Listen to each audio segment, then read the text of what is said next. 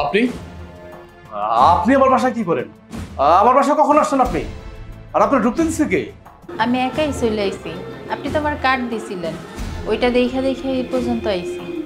আহা, মানলাম আমি আপনার কার্ড দিয়েছি, কিন্তু আপনি আমার বাসায়? আমার মা আপনার কিছু বলে নাই? আমার মার সাথে আপনার দেখা হয় নাই? হ, আপনার মায়ের লগে দেখা হইছে। আমারে কইছে এই বাড়ি থেকে বাইরেই যাইতে। সর্বনাশ! আমার মা আপনাকে বাড়ি থেকে বেরিয়ে যেতে বলছে, তা আপনি বেড়ে যান নাই কেন? আচ্ছা, আপনি কেন আসছেন?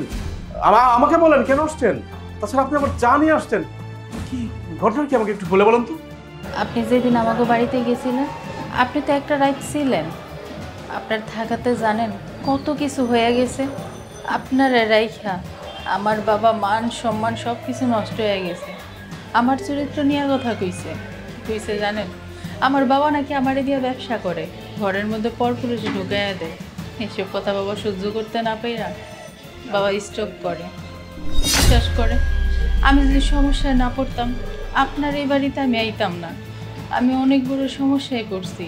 বাবা ছাড়া তো এই পৃথিবীতে আমার আর কেউই আসিল না।